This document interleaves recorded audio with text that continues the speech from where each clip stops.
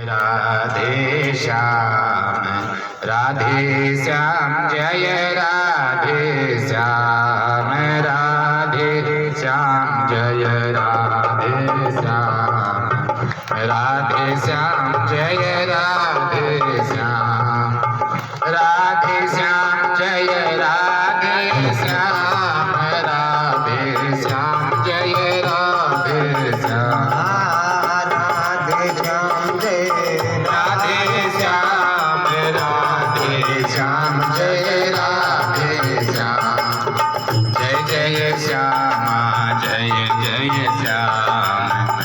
जय श्री वृंदावन धाम जय जय श्यामा जय श्याम जय श्री वृंदावन धाम जय जय श्यामा जय श्याम जय श्री वृंदावन धाम जय जय श्यामा जय श्याम जय श्री वृंदावन धाम पावन राधे तेरो नाम पावन श्री वृंदावन धाम पावन राधे तेरो नाम पावन श्री वृंदावन धाम रावल गोकुल अति अभिराम रमण रेवती जय ब्रजधाम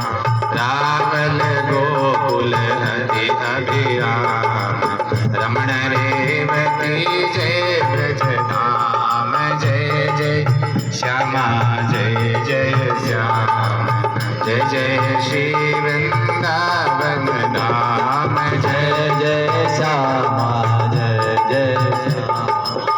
जय श्री वृंदावन धाम जय बरसानो जय नंदगाम श्री यमुना जी ललित ललाम जय बरसानो जय नंदगाम श्री यमुना जी ललित ललाम जय जय श्याम जय श्याम जय श्री वृंदावन धाम कुंज बिहारी श्री सुखदेव श्याम चरण दास जय श्री गुरुदेव जय कुंज बिहारी श्री सुखदेव श्याम चरण दास जय श्री गुरुदेव जय कुंज बिहारी श्री सुखदेव श्याम चरण दास जय श्री गुरुदेव कुंज बिहारी श्री सुखदेव श्याम चरण दास जय श्री गुरुदेव जय श्याम चरण दास जय श्री गुरुदेव जय श्याम चरण दास जय श्री गुरुदेव श्री राधा सरस बिहारी बिहारी सरकार की जय हो महामुनिंद्र व्यास नंदन श्री सुखदेव भगवान की जय हो आचार्य महापुरुष श्री श्याम चरणदास जी महाराज की समस्त आचार्य चरणन की श्री सदगुरुदेव भगवान की प्राकट्य महोत्सव की श्री भक्तमाल जो की जय जय श्री राधे विराजमान श्री नित्य निकुंज बिहारी बिहारी श्री राधा माधव सरकार महामुनिंद्र श्री सुखदेव जी महाराज महापुरुष श्री श्याम चरणदास जी महाराज श्री सदगुरुदेव भगवान समुपस्थित समस्त श्रोता सरदे श्री हरि गुरु आचार्यों की महती कृपा से हम सभी प्रतिवर्ष की तरह यहाँ श्री चरणदास आश्रम में गुरु स्थान में बैठ करके हमारे संप्रदाय के मूल आचार्य श्री व्यास जी महाराज के पुत्र श्री सुखदेव भगवान का प्राकट्य महोत्सव मना रहे हैं। कल हमने चर्चा करी भगवान को सबसे ज्यादा प्रसन्नता आचार्यों की उत्सव से होती है, क्योंकि वे आचार्यों के उत्सव में स्वयं तैयारी करते हैं। जो हाथी के खोज में सकल समावत खोज, ऐसे आचार्य उत्सव विशेष सब उत्सवन की मौज। हाथी की खोज में जैसे छोटे मोटे सभी जानवरों के खोज आ जाते हैं, ऐसे आचार्यों के उत्सव में समस्त उत्सव आ जाते हैं, सब उत्सवन की मौज। तो आचार्य उत्सव में विशेष कृपा बरसाने का कार्य श्री राधा माधव श्री प्रियालाल जो करते हैं। रसिक जो रस की निधि है उसकी स्थापना ठाकुर जी ने श्री सुखदेव जी के रूप में करी है, और करी भी किसके कहने से? निकुंज में सखियों के कहने से। क्योंकि सखियों को बड़ी चिंता होती है जब धरती का जीव त्रिविध ताप से जलता है, दुख पाता है, तो सबसे ज्यादा दुख किसको होता है? संत समाज को होता है। उनको तरस आता है कैसे ये जीव अपना उद्धार करेंगे, इनको कुछ फिक्र ही नहीं, दुख में पिसते जा रहे हैं, दिन रात लगे हैं, इनका उद्धार कैसे होगा? तो वे संत प्रभु से प्रार्थना करते हैं, हे प्रभु इनकी सुधि लो, कोई ऐसा सरल सीधा उपाय बताओ कि इनका सहज में छुटकारा हो जाए। तो प्रभु फिर संत समाज की प्रार्थना सुन करके आचार्य बन करके आते हैं। सखियों ने प्रार्थना करी श्री ठाकुर जी से, महाराज धरती के जीव बहुत दुख पा रहे हैं, अब उनसे सतयुग त्रेता की तरह हजारों वर्षों का तप नहीं होता, 100 साल तक चलने वाले यज्ञ नहीं होते, जीवों की आयु बहुत कम हो गई, मानते 100 वर्ष की हैं पर है नहीं। अब छोटे से जीवन में उनको इतने काम करने पड़ते हैं, भगवत भजन की वो बात सोच ही नहीं पाता है, तो क्या करें?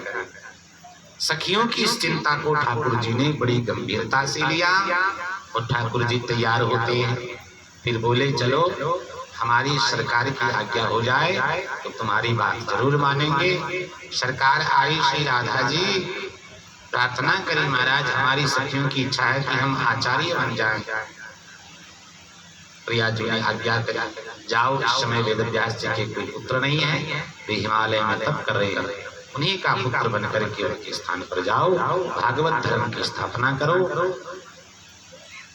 उसका आश्रय लेकर के ये सभी जीव सहज में मुक्त हो जाएंगे।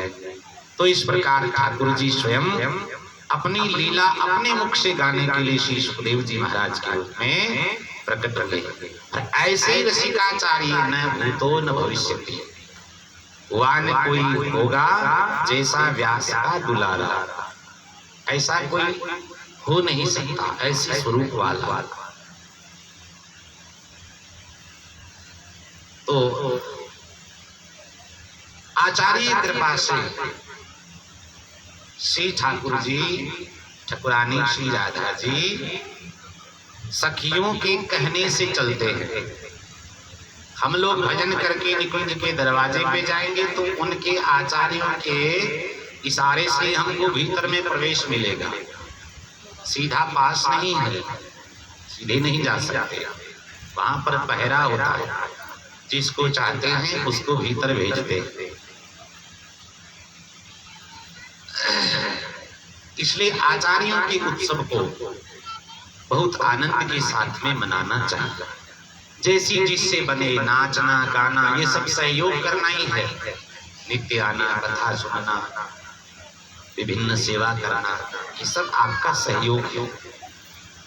कृपा प्राप्त करने का, आचार्यों की कृपा प्राप्ति का इससे सहज दूसरा उपाय है नहीं।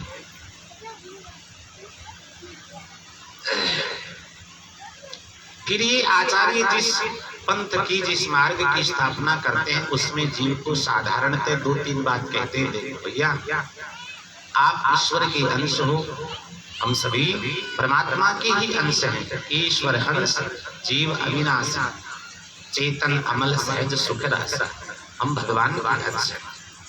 लेकिन हमारी ये स्थिति क्यों होती है दुख पाने वाली? जीव जब ते देते बिलगाने, गोस्वामी जी विनय पत्रिका में कह रहे हैं, जब से इस जीव ने ये नर देह धारण किया है तब से वो माया की ओर आकृष्ट भया है, बस यही उसके दुख का कारण है।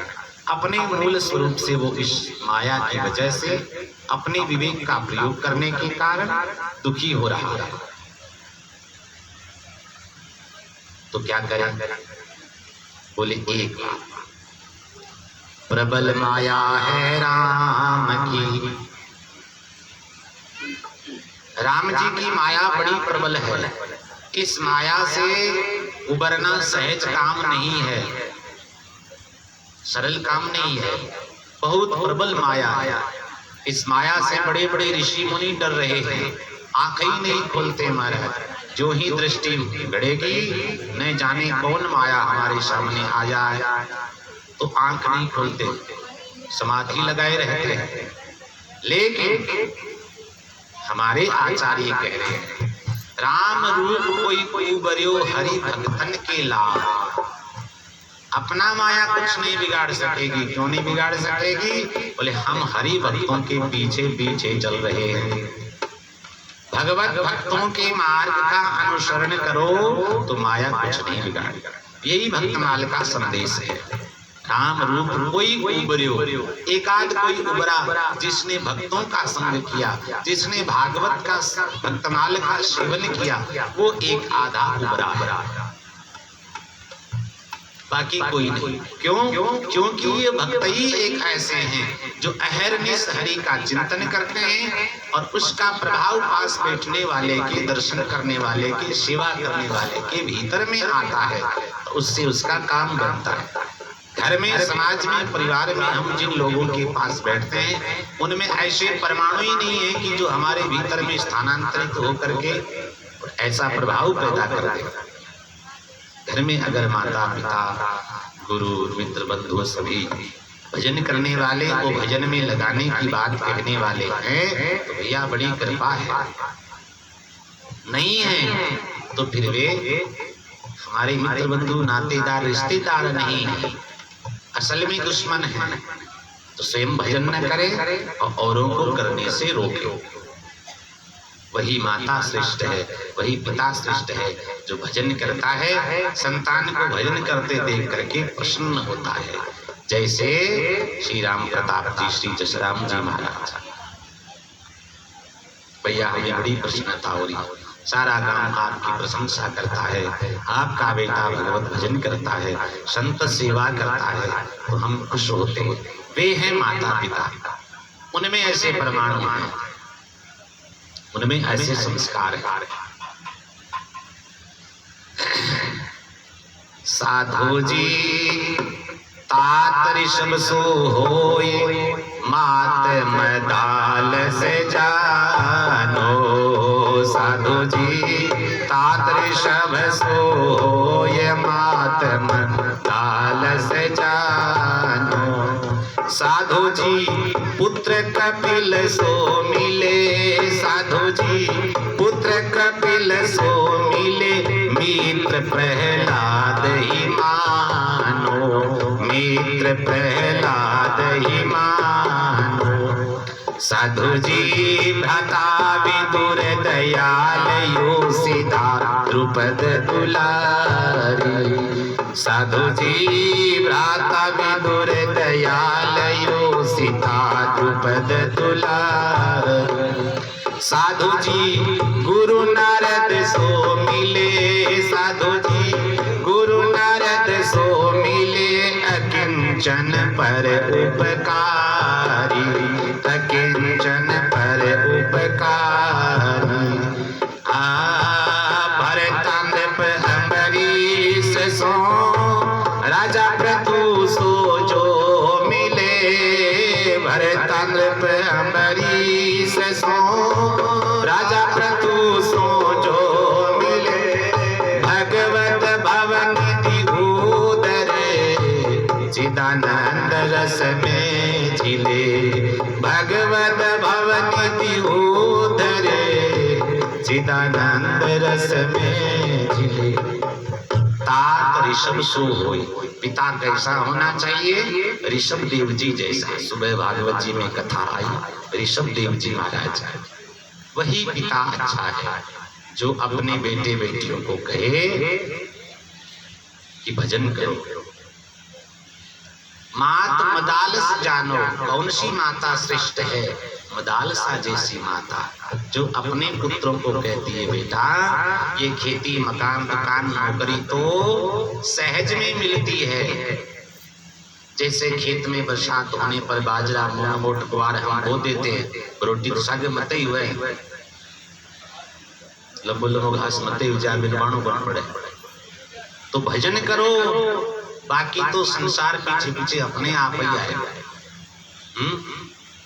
भजन करने से सब प्रकार का ये घास फूस तो खरपतवार है, रुपया पैसा नौकरी आदि तो अपने आप आती है। अगर हमें वास्तव में यहाँ और वहाँ अपना नाम चाहिए, काम चाहिए, तो कहे दास ग्राम माड़ा मोटी बात, मिन्नत हजारों जोड़ सी उबा आगे हाथ। संतान प्रणाम करे, माड़ा हाथ में तिलक कंठी महाराज दंडोत। ये प्रभाव है भजन का। मात मदालस जानो, मदालसा सभी पुत्रों को लोरी सुनाती है, तो ऐसी वैसी नहीं सुनाती, भगवान की ही चर्चा कानों में डालती। कया दो माता प्रहलाद जी की मदालसा चार चार बेटों को एक ही संदेश दे रही है, भगवत भजन से बढ़िया कोई बात नहीं है। पुत्र कपिल सुन ले, कल कपिल देव जी की भी कथा आई थी। अपनी माता देवहूति को बैठा करके उपदेश कर रहे हैं। कुंजो देवी जी ने जिद किया, नाना की बात मानो बेटा, अब एक ही बच्चे हो, विवाह करो, घर परिवार संभालो, हमारे कौन कमी है। तो महाप्रभु भी कपिल भगवान की तरह है, अपनी माता कुंजो को बैठा करके बात कह रहे हैं कि माता तुम कहते हो ब्याह करो, ये तो बहुत बड़ी बीमारी है, हम नहीं करेंगे।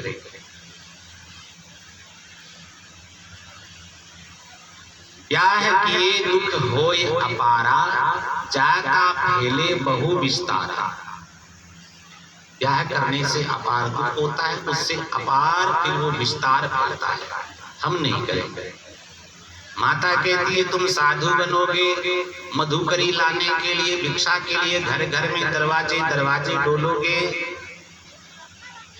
महाप्रभु कहते हैं माता जी वो लोग डोलते हैं जिनको हरि पर भरोसा नहीं होता है, मांगते वो है, हमें क्यों मांगना जब वो सहज में छप्पर फाड़ के सब दे रहा है, कौन कमी रखता है। भक्तों के तो रख ही नहीं सकता, काम क्या है ठाकुर जी का।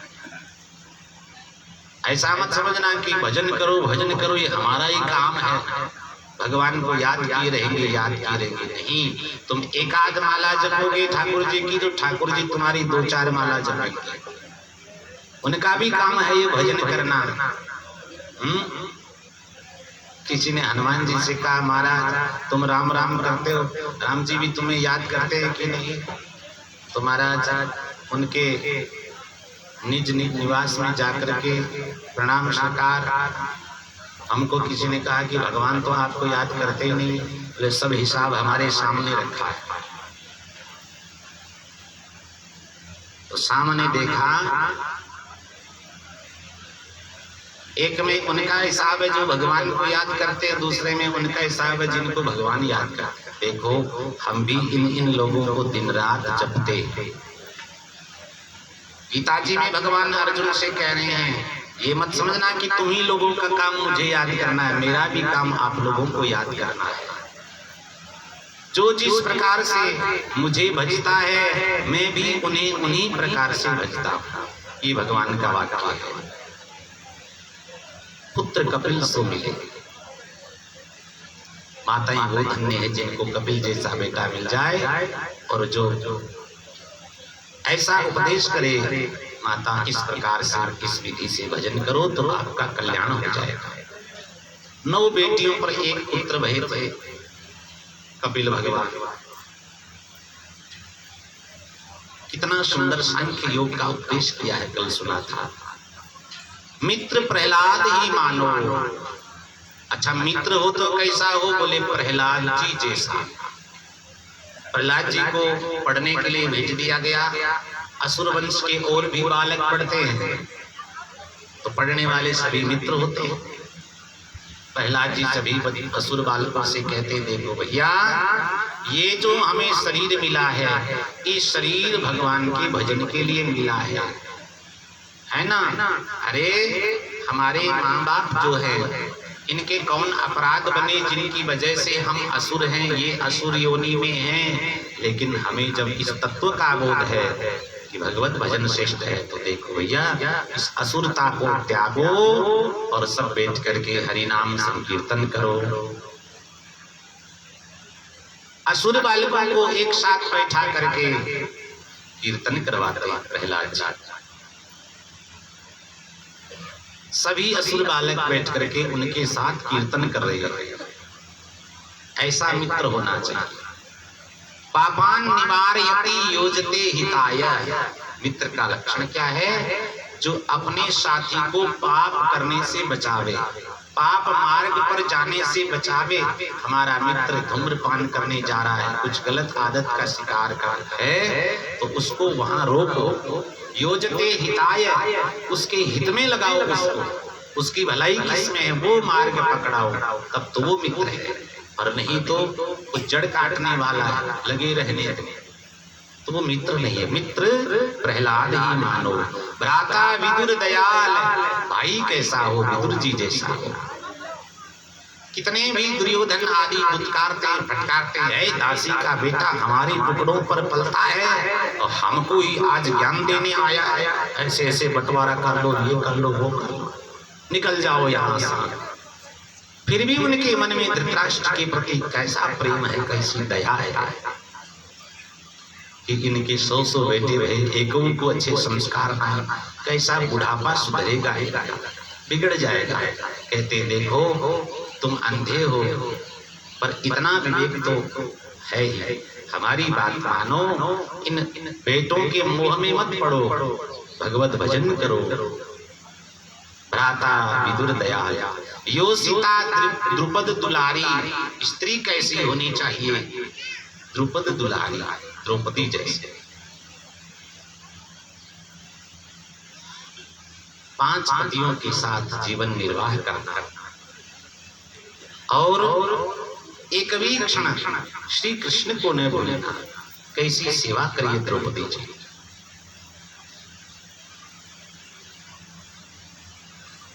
गुरु नारद सो मिले। गुरु कैसा हो? नारद जी जैसा हो, जो कभी भेंट दक्षिणा नहीं चाहते, जो कभी मान सम्मान नहीं चाहते, ये नहीं चाहते कि घेरा बना करके लोग हमें गुरु जी पूजे। इतना तो उनके पास समय ही नहीं कि घेरा बना करके उनको रोक ले। गुरु नारद सो मिले। गुरु जी कैसे? नारद जी 11 हजार लोगों को एक साथ साधु बनाया है नारद जी ने। दक्ष महाराज के 10 हजार बेटा भई, घर से बाहर निकले 10 हजार लड़के, और नारद जी सामने, महाराज इधर निकले, क्या कर रहे हो? पिताजी की आज्ञा है, उनकी आज्ञा के संबंध में हमें अपना काम करना है। तो उनसे कुछ रहस्यात्मक बातें करते हुए, देखो कौन पिता, कौन आप बेटे?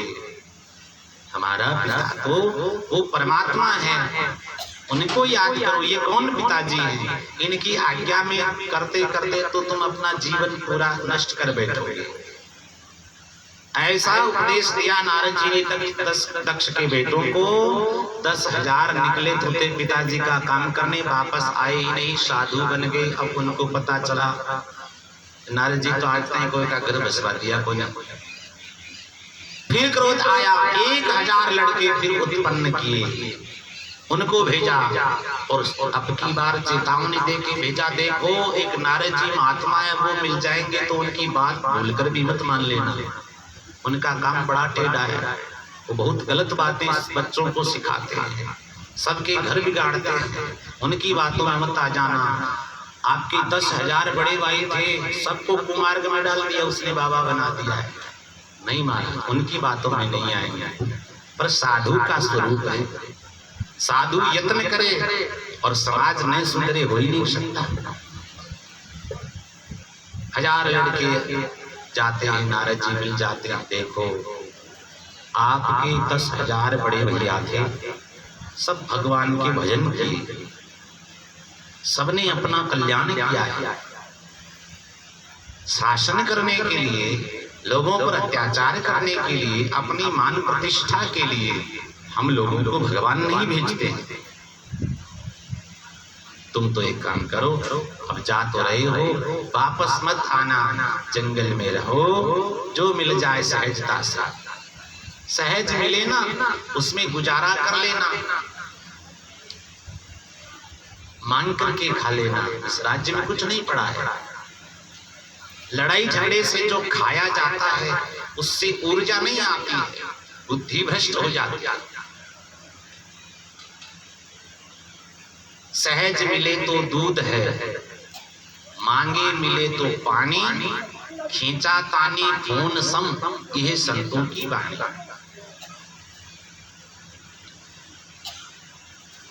हजार लड़के नारद जी का उपदेश मान लिया, हो गए 11,000। एक साथ सबको साधु बना दिया नारद जी। अकिंचन पर उपकारी, किसी से भेंट दक्षिणा नहीं ली है। नारद जी जैसा स्वरूप, नारद जी वैष्णव संप्रदाय के सभी संप्रदायों के आचार्य हैं। अब हम लोग क्या करते हैं, अपनी मूर्खता के कारण नारद शब्द की गलत व्याख्या कर बैठते हैं। लोग कहते हैं आज तो घर घर में नारद हो गया। महाराज एक आधो ही हो जाए तो कल्याण हो जाए, घर घर में हो जाए तो सही का ही है। कहाँ घर घर में नारद है? एक ही बता दो, आधो ही बता दो, कहीं नारद है।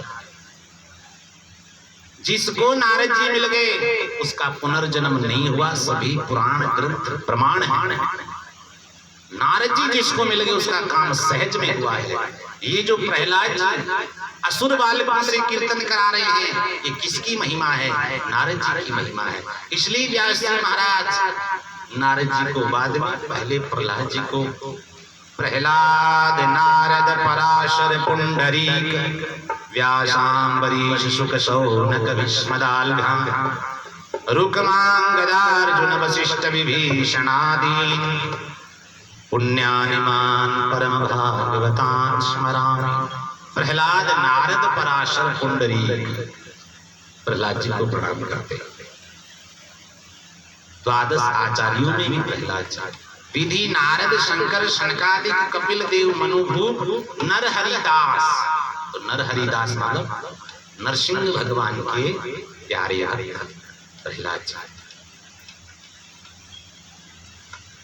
गुरु नारद सो मिले अकिंचन पर उपकारी, प्राणी मात्र का कल्याण चाहने वाला होता है, वही नारद होता है।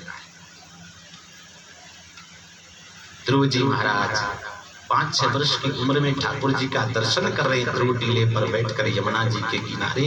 ये नारद जी की कृपा है। भागवत जी से नारद जी को हटा करके देखो फिर क्या बचता है, कुछ नहीं। आज 4 श्लोकों का विस्तार करके 18,000 श्लोक बनाए व्यास जी ने। किसकी कृपा है? नारद जी की कृपा है। नारद जी तो महाभारत लिख करके बैठ गए थे, 5वां वेद बना दिया, 17 पुराण लिख करके बैठ गए थे, फिर भी नदी के किनारे अस्त व्यस्त बैठे हैं, मन में बड़ी उलझन है। नारद जी महाराज आते हैं, कहते हैं व्यास जी आप बड़े दुखी लग रहे हो। हाँ महाराज, मैंने महाभारत लिख दिए, पुराण लिख दिए, पर मन में तसल्ली नहीं है, शांति नहीं है। तब नारद जी अपने पिता ब्रह्मा जी से जो 4 श्लोक प्राप्त हुए हैं वो व्यास जी को सुना रहे और कहते हैं अब आप भगवान की प्यारी प्यारी लीला गाइए। अब बाकी पुराणों में तो आपने क्या किया, यज्ञ करो, ये करो, वो बलि, ये विधि, ये निषेध, ये बहुत लफड़ा कर दिया, लोगों के कुछ समझ ही नहीं आते। ऐसा काम करो जो लोगों को सहज सहज समझ में आ जाए, आस्वादनीय हो सबके लिए। तो 4 श्लोक सुनाए व्यास जी महाराज ने, उन्हीं के 18,000 श्लोक बनाए, भगवान की लीला गाई। तब जाकर के वेद व्यास भगवान की मन की खटपट मिटी है, तो महाराज सीधो सो अर्थ है, भगवान के प्यारे नाम गुण लीला गाए बिना खटपट किसी की शांत नहीं होगी। ये नारद जी महाराज का स्वरूप है।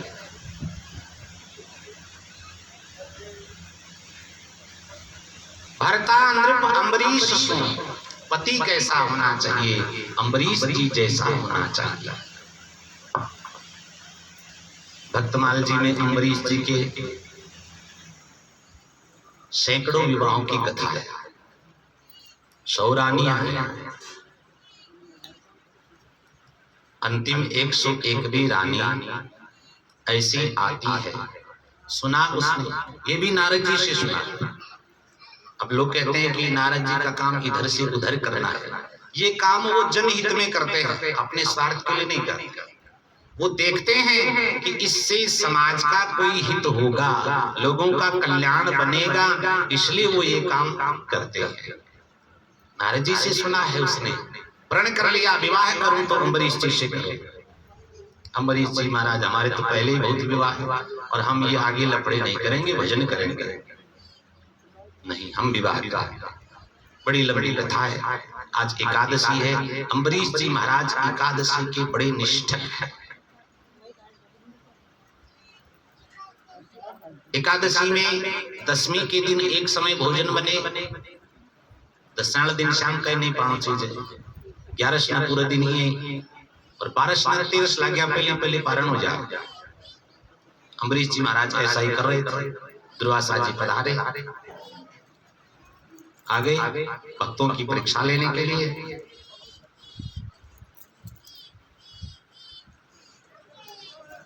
अम्बरीश जी बोले महाराज हम एकादशी किए हुए हैं, तो चलो आप प्रसाद पाओ, फिर हम व्रत खोलेंगे।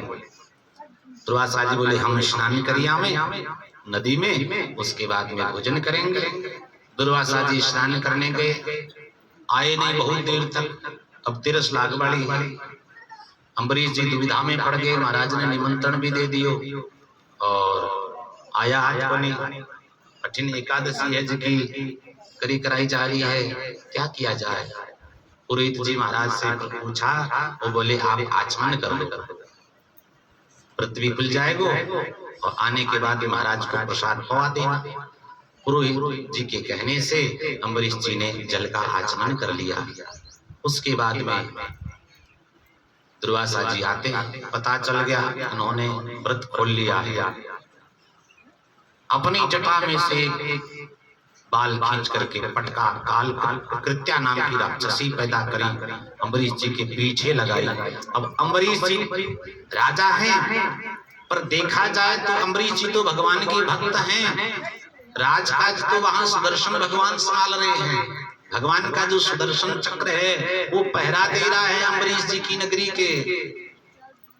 अब जहां सुदर्शन भगवान का पहरा है वहां कितनी ही कृत्याएं आए, सुदर्शन भगवान सामने चले हैं।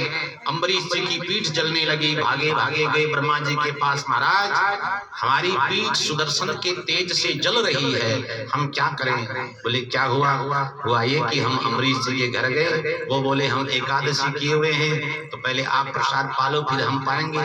हम स्नान करने चले गए, पीछे से उन्होंने आचमन करके व्रत खोल लिया, हमें भोजन खुआए बगैर। हमको गुस्सा आ गया, जटा खींच करके फेंकी कृत्या नाम की राक्षसी। अब वो महाराज सुदर्शन भगवान हमारे पीछे पड़े। ब्रह्मा जी बोले हम कुछ नहीं कर सकते। शिव जी के पास गए, शिव जी बोले हम तो इसमें कुछ ही नहीं कर सकते। भगवान के पास जाओ। भगवान के पास गए, बोले हम बिल्कुल असमर्थ हैं, हम भक्त पराधीनो, मैं तो भक्तों का दास हूँ, उनके अधीन हूँ, अपनी इच्छा से कुछ भी नहीं कर सकता, खाना भी नहीं बोल सकता मैं तुम्हें। गोस्वामी जी मानस में लिखते, जो अपराध भगत को करे, जो अपराध भगत को करे,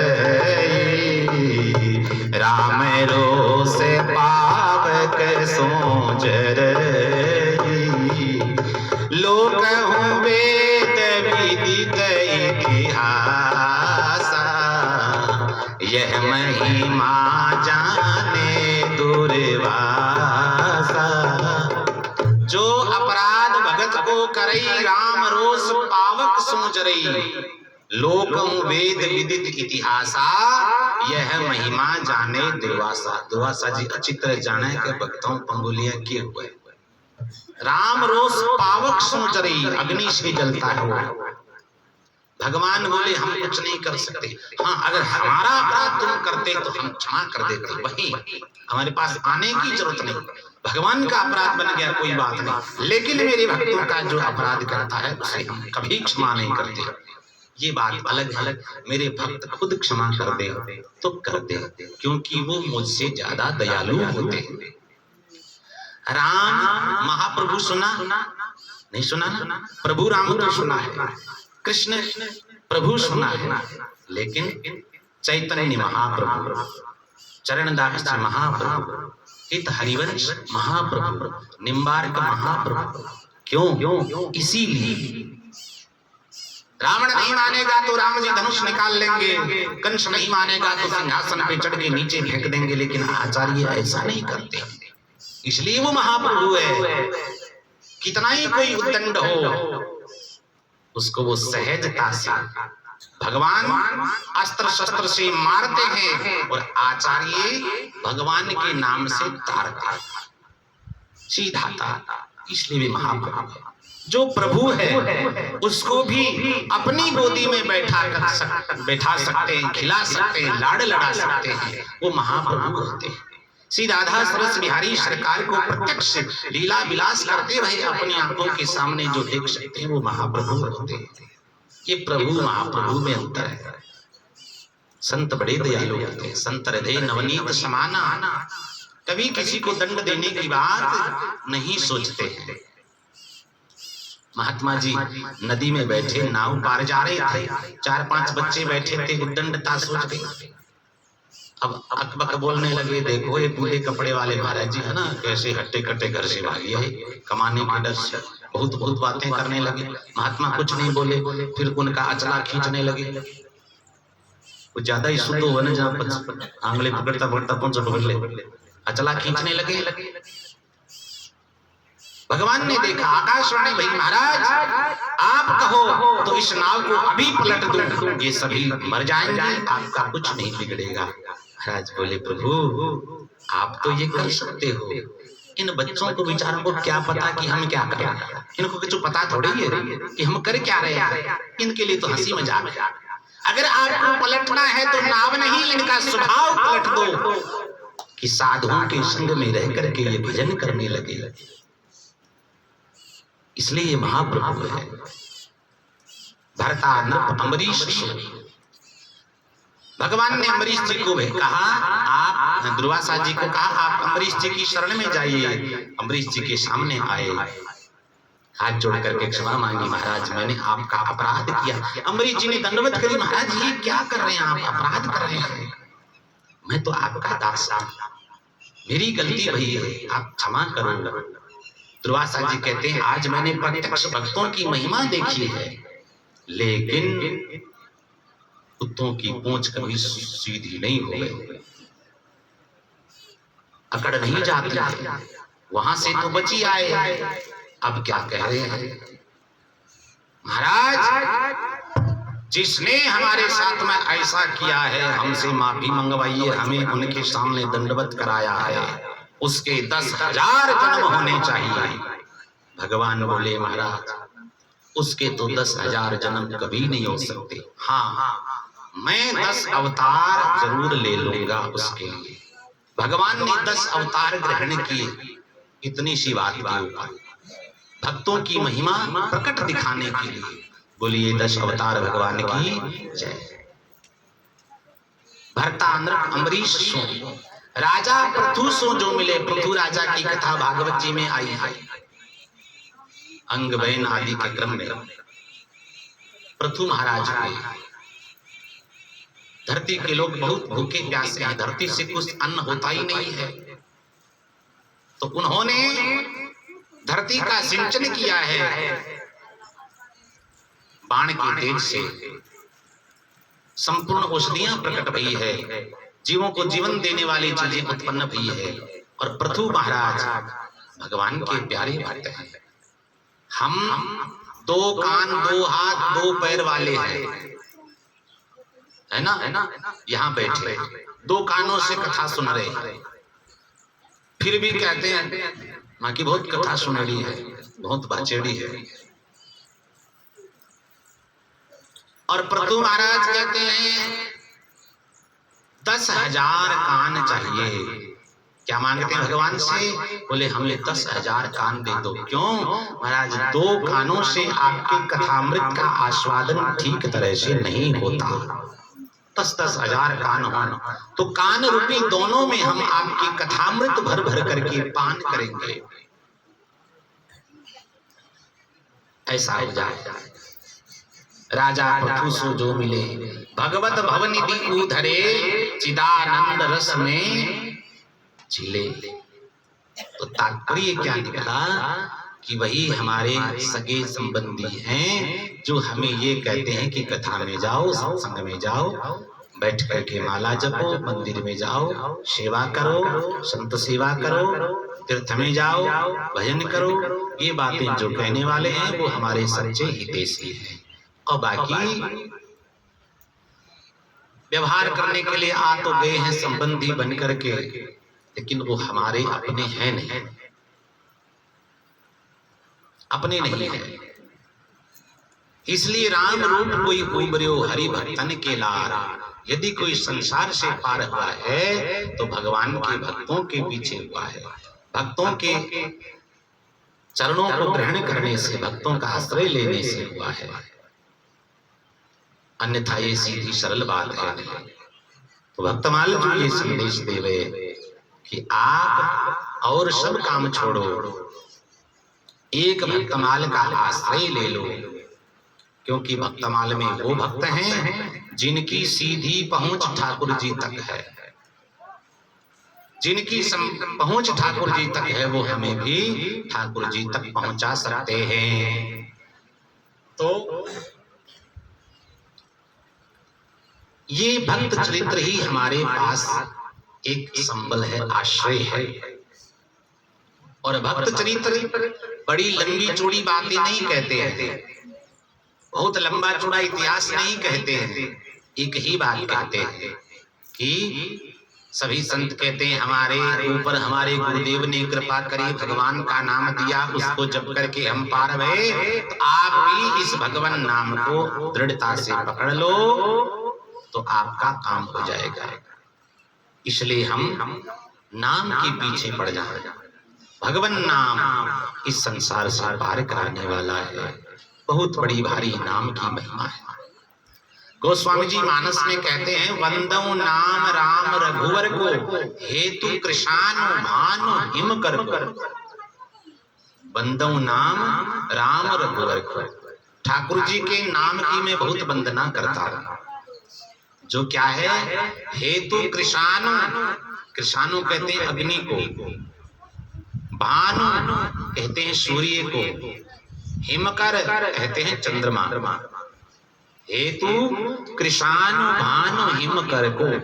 अब कृषानु में कह के साथ में क्या लगा हुआ है?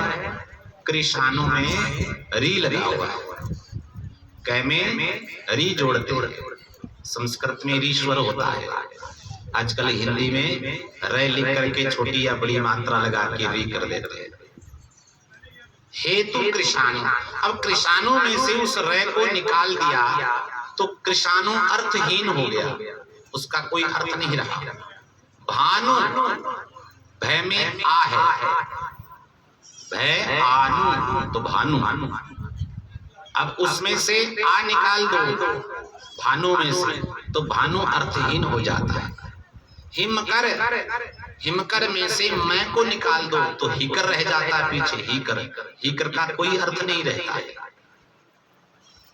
तो राम जो शब्द है रे आ म, कृषाणु में से रे निकाल दो, भानु में से आ निकाल दो, हिमकर में से मैं निकाल दो, रे आ मैं निकल गया, तीनों शब्द पीछे अर्थहीन हो गए। ऐसे ही यदि हमारे जीवन से राम शब्द निकल गया तो राम निकले डोई, नाम ही राम है। कोई झूठ बोलता कहते हैं ना राम ही निकल गया, किसी से गलती हो जाती तो माफी मांगता क्या कहता अरे राम निकल गया, ये वास्तविया को बात करी करी। तो बंदो नाम राम रघुवर को, हेतु कृषानु भानु हिम कर को। जिसके जीवन से भगवान का नाम निकल जाता है वो कोई कितना ही साधन करे, भले ही कितना ही साधन करे, उसके जीवन का कल्याण संभव नहीं है। इस कलकाल की ये बड़ी भारी विशेषता है, कृपा है। सूत जी महाराज कथा कह रहे हैं तो सोनक जी यही पूछते हैं कि जब कलयुग इतना दुष्ट था, धर्म के ऊपर पृथ्वी के ऊपर शोषण करता है, तो परीक्षित ने छोड़ क्यों दिया? बोले एक काम की बात है, कलयुग तेरे राज में काम की बात है एक, जिह्वा तवचा बस करो राम नाम की टेक। इस जमाना में एक बात बड़ी काम की है, अपनी जीभ को बस में करो। जीभ को बस में करने का मतलब क्या है कि ये विभिन्न स्वादों के लिए, संसार के पदार्थों के स्वादों के लिए लालायित न रहे। जिह्वा क्यों न राम रस पीती, शटरस भोजन करे नित ही, फिर रीति की रीति। अभी खीर पवाया, पकौड़ी पवाई, कल हलवा पवाया, लेकिन ये कुछ समय बाद खाली हो जाती है। रीति की रीति स्वाद बताना बंद कर देती है। जिह्वा को बस में करो। माल संपत्ति के लिए ये ललचाए नहीं, ये ललचाए तो केवल नाम उच्चारण के लिए ललचाए, राधा नाम कृष्ण नाम के उच्चारण के लिए ललचावे।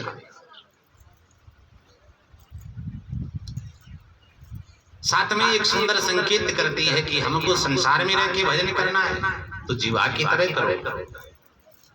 जीव 32 दांतों के बीच में अकेली, और दांत तो है भी बड़े बड़े, 16 नीचे 16 ऊपर, मौका मिल जाए तो जीव के 2 टुकड़े कर डाले, पर होते नहीं, आज तक नहीं कर पाए।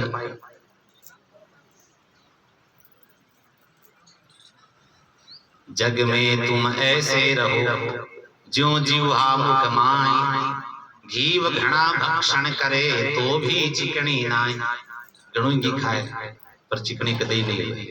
तो संसार में खूब रहो, लेकिन संसार की सांसारिकता हावी न हो हमारे। जिह्वा त्वचा बस कर राम नाम की टेक। एक राम नाम की टेक पकड़ लो महाराज, बस उद्धार हो जाएगा। नाम जपोगे प्रेम प्रकट होने लगेगा।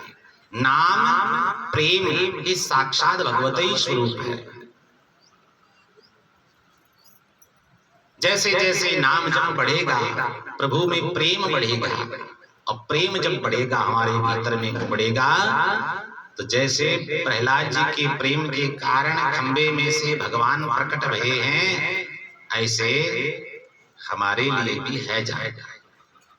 बंदो प्रेम प्रहलाद को जिन पाहन ते परमेश्वर काढ़्यो। पत्थर से जिसने भगवान को निकाल दिया, ऐसे प्रहलाद जी के प्रेम की हम वंदना करते हैं। तो महाराज ये भक्तमाल जो हमको कह रहे हैं कि भक्तों का आश्रय ले लो। ये भक्त चरित्र सभी भगवान को प्राप्त कर चुके हैं, ऐसे चरित्र हैं। कल हमने श्री जसराम उपकारी जी महाराज का चरित्र सुना, हरियाणा के रेवाड़ी क्षेत्र में खूब प्रचार प्रसार किया। आज हम थोड़ी चर्चा करते हैं अगले क्रम में श्री भगवान दास जी महाराज, महाप्रभु श्री श्याम चरण दास जी महाराज के परम शिष्य हैं। दिल्ली में महाप्रभु विराजते थे इंद्रप्रस्थ में, नित्य वहां उनके स्थान पर खूब सत्संग होता है।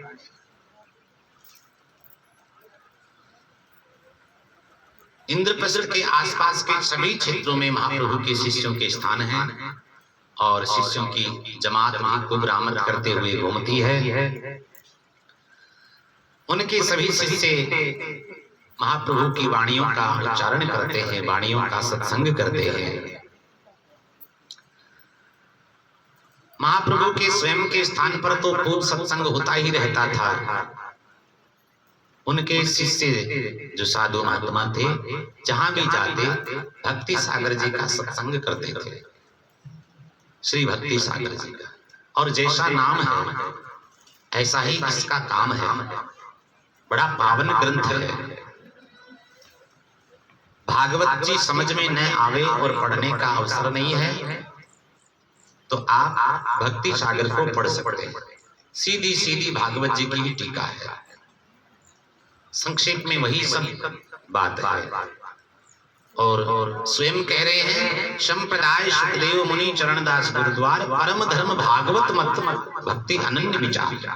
हमारे संप्रदाय का उपजीव्य ग्रंथ भागवत है। जो धर्म भागवत कहता है, जो मार्ग भागवत बताता है, हम सब उसके अनुयायी हैं, उसका अनुसरण करने वाले हैं। तो वाणी का सत्संग उनका दिल्ली के आसपास में खूब चलता था। एक दिन महाप्रभु अपने स्थान पर दिल्ली में बैठ करके सत्संग कर रहे थे।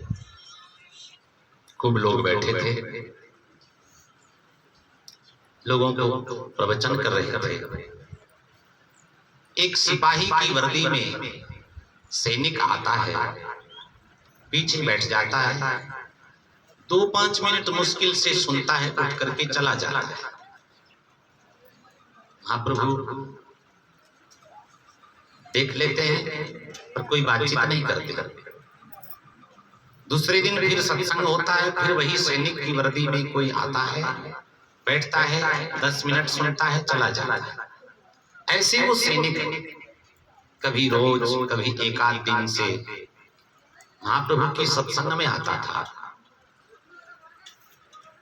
अपनी इच्छा के अनुसार 10 मिनट, आधे घंटे बैठता और चला जाता। पीछे पीछे आना, आगे सीधे अकड़ करके बैठ गए। न प्रणाम, न राधे राधे, न दंडवत। आसपास के लोगों से भी कुछ न पूछे, भाई तुम कहाँ के हो, तुम कब से आते हो, है ना, कोई चर्चा नहीं। तो ऐसे सुनने से कुछ असर नहीं हुआ उन पर। आते तो हैं लेकिन हुआ नहीं, जिज्ञासा नहीं बनी। क्रम चला थोड़े दिनों तक। महाप्रभु ने समझ लिया कि इनको झकझोरने की आवश्यकता है। फिर चोट करते हैं ना गुरुदेव, तो पूरी करते हैं। ऐसा जबरदस्त शब्द चलाते हैं, शब्द का तीर चलाते हैं कि सीधा कलेजे को छेक जाता है। उसके बाद वो शिष्य देखो कैसा निखरता है, कैसा उसका प्रभाव होता है। महाप्रभु तो स्वयं कहते हैं कि हम भी बिल्कुल तुच्छ थे, किसु काम के थे नहीं को न कोड़ी दे। हम तो किसी काम के नहीं थे, कोई हमें फूटी कोड़ी भी नहीं देता था। और जब सुखदेव जी महाराज ने कृपा करी तो आज दौड़ दौड़ करके हमारा चरणामृत ले जाते। ये कृपा महाराज श्री सुखदेव जी ने की। पूरा बाह्याभ्यंतर सूची, बाहर भीतर से पूरा प्रभावित कर दिया। तो महाप्रभु ने उस सैनिक से एक दिन सत्संग में भीतर ही बुला के कहा, भैया इधर आओ। कौन हो? बोले हम ब्राह्मण के बेटा हैं। तब तुम क्यों प्रणाम करते भाई? तब तुम क्यों आगे आते, क्यों चर्चा करते? तुम तो इस अभिमान से भरे भरे, हम ब्राह्मण के बेटा हैं। ठीक है, अगला सवाल पूछा, क्या करते हो? वर्दी में तो था लेकिन पूछ लिया, क्या करते हो? हम दिल्ली के बादशाह की जो शाही सेना है उसमें सिपाही है। अच्छा, डबल अभिमान, ब्राह्मण हो, बादशाह की सेना में सैनिक हो।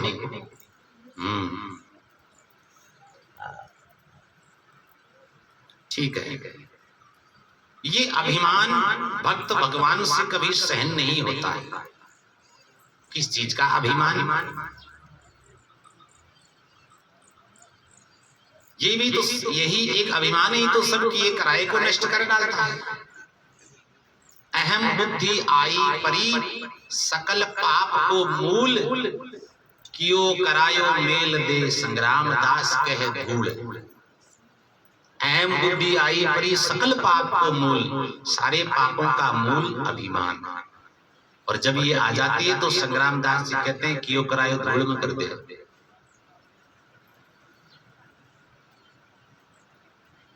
तो महाप्रभु ने विचार कर लिया, इसको बादशाह की सेना से निकाल करके ठाकुर जी की सेना में भर्ती कराऊंगा।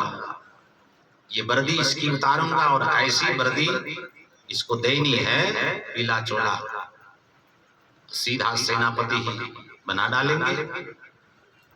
तो उसको लक्ष्य करके आगे इतना ही पूछा, उसने उत्तर दिया मैं ब्राह्मण हूँ, शाही सेना में सिपाही हूँ। ठीक है बेटा बैठो, जितनी इच्छा है सत्संग सुनो। बैठा दिया और फिर सत्संग करने लगे, उनको सुनाने लगे। एते पर क्यों हुआ मगरूर, एते पर क्यों हुआ मगरूर, एते पर क्यों हुआ मगरूर। क्षण भंगी यह तन बहुरंगी, क्षण भंगी यह तन बहुरंगी। जरबरी होई है धूर, जरबर होई है धूर, एते पर क्यों हुआ मगरूर, एते पर क्यों हुआ मगरूर। मूछ मरोरी चले बाकी गति, मूछ मरोरी चले बाकी गति। अकड़ अकड़ रहे घोर, अकड़ अकड़ रहे घोर। छेल चिकनिया माया मद में, छेल चिकनिया माया मद में। मातो चकना चूर, मातो चकना चूर, एते पर क्यों हुआ मगरूर, एते पर क्यों हुआ मगरूर। क्षण भंगी यह तन बहुरंगी, क्षण भंगी यह तन बहुरंगी। जरबरी होई है धूर, जरबरी होई है धूर, एते पर क्यों हुआ मगरूर, एते पर क्यों हुआ मगरूर। हाँ काम क्रोध के शस्त्र बांधे, लोभ रयो भरपूर। काम क्रोध के शस्त्र बांधे, लोभ रयो भरपूर। गुरु को ज्ञान मन में आवे, गुरु को ज्ञान मन में आवे। ऐसो है बेसूर, ऐसो है बेसूर, एते पर क्यों हुआ मगरूर, एते पर क्यों हुआ मगरूर। कर अभिमान जगत सच माने, हरि को जाने दूर। कर अभिमान जगत सच माने, हरि को जाने दूर। साधो हरि को जाने दूर।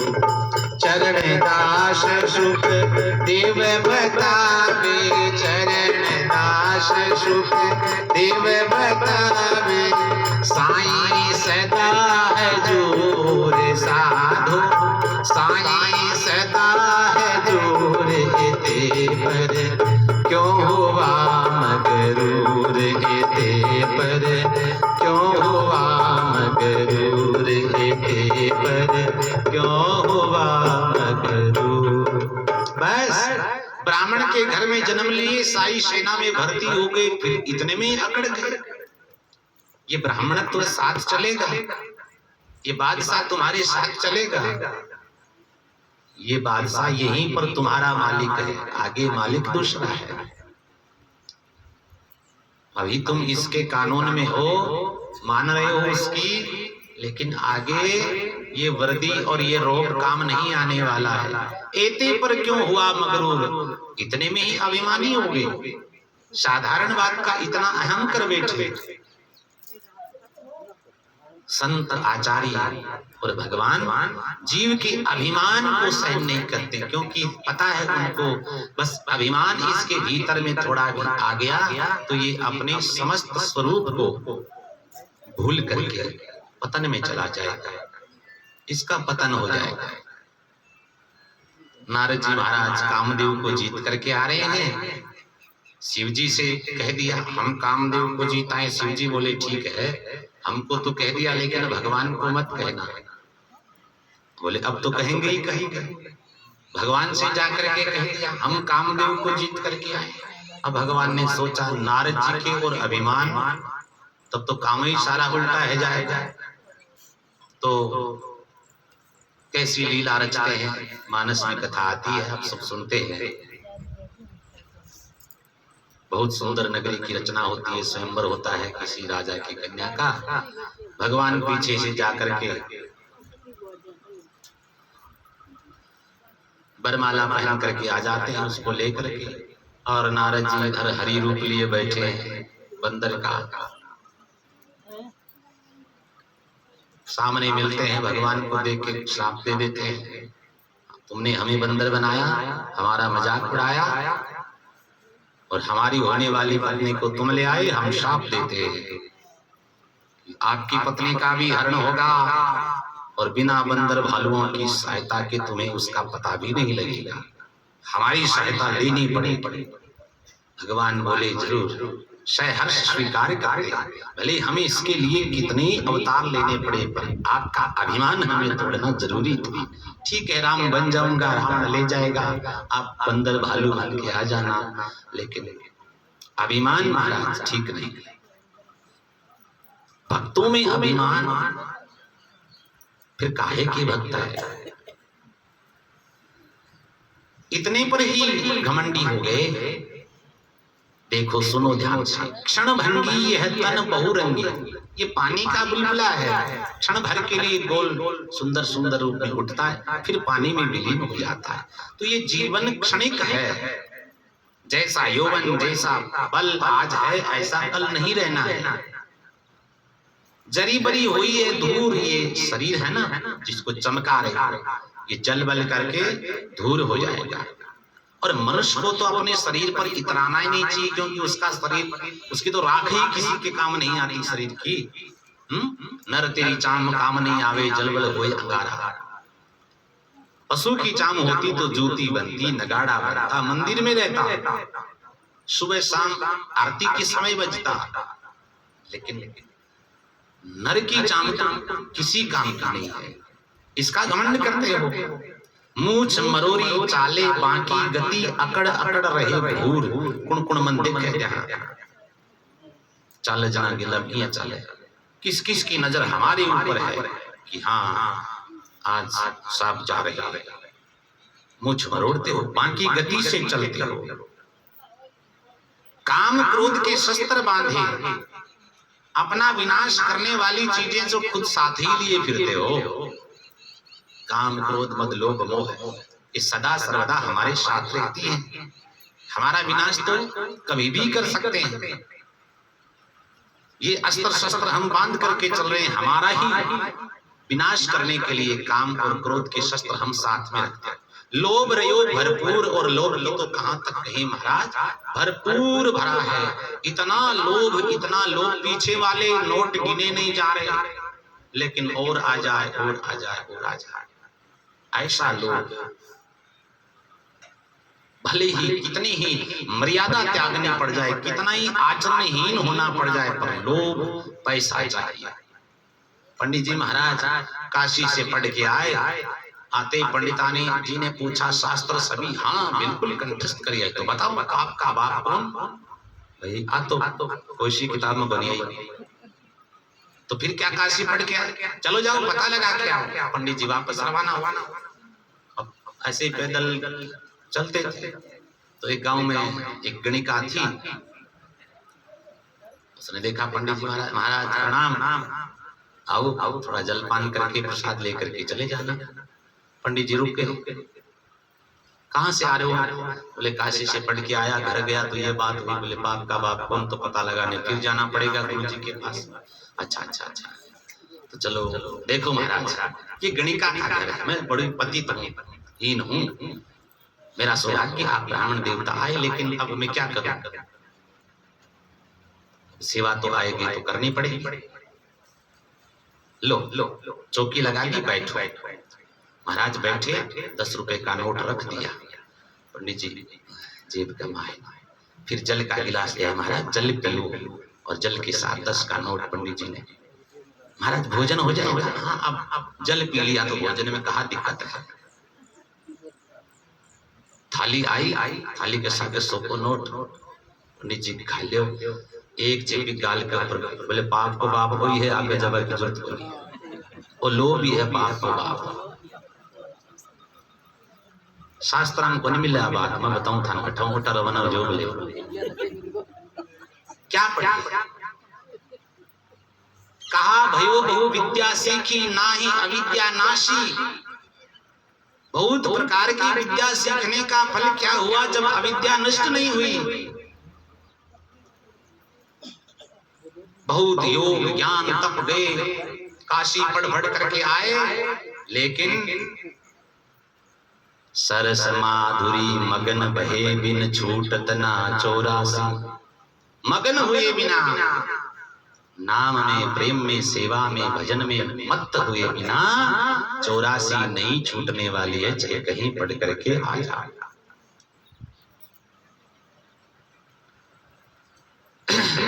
लोभ रयो भरपूर, ऐसे हमारा विनाश करने वाले शत्रु हम लोगों ने हमारे साथ लगा रखे हैं।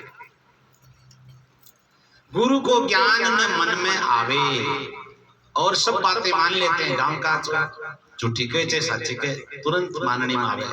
गुरु जी महाराज वाले कम आवे। गुरु को ज्ञान न मन में आवे, हरि को जाने दूर। भगवान की बात करें तो महाराज किसने देखा, और बातें कोई इतनी करे। हाँ ऐसा हो सकता है, भले ही न होने वाला हो। कितनी बातें झूठी बना बना करके कहो सब मान लेंगे, लेकिन हरि को जाने दूर, भगवान को दूर जानते हैं। पर भगवान कहते हैं भैया ये तुम्हारी भ्रम की बुद्धि है, हम तो तुम्हारे नाक की धमनी से भी ज्यादा नजदीक हैं। करी अभिमान जगत सच माने, इस संसार को हमने सत्य मान रखा है। हमारी एक धारणा होगी कि जो जो दिखने वाली वस्तु है वो ही सत्य है, लेकिन नहीं है। जो दिखता है वो सत्य नहीं है, इससे भी परे बहुत कुछ है। करी अभिमान जगत सच माने, इतना अभिमान भरा है कि मानते ही नहीं गुरु जी की बात, साधु संतों की ग्रंथों की बात नहीं मानते। ये अभिमान मानने नहीं देता है। नहीं, जो हम कहते हैं वही सत्य है। संसार सत्य है, माता पिता सत्य है, धन संपत्ति सत्य है, ये काम आते हमारे हैं, या हमारे होते तो हमारे साथ जाते। हमारा तो अपना शरीर ही नहीं है, ये भी नहीं है, 2-4 दिन भी नहीं रखते हैं। जितना जल्दी हो सके इसको ठिकाने लगाओ। इसलिए कबीर जी कहते हैं ये संसार है ही इसी लायक, कहा करे संतो देखो जग बोराना। कैसा संसार पागल हुआ है। सांच कहूं तो मारन धावे, झूठे जगपतियाना। सत्य कहते हैं तो मारने के लिए दौड़ते हैं, और झूठ कहें तो झूठे जगपतियाना, माने विश्वास करना। झूठी बात कहें तो उसमें सब विश्वास कर लेते हैं। चरणदास सुखदेव बतावे साईं सदा हजूर। महाप्रभु कहते हैं कि मुझे मेरे गुरुदेव ने कहा है भगवान सदा सर्वदा हमारे सामने उपस्थित हैं। बस अपने भीतर में ऐसा भजन का प्रभाव होना चाहिए कि प्रहलाद जी की तरह पूछे कोई हिरण्यकश्यप बताओ खंबे में, हाँ हाँ, और तुरंत प्रकट।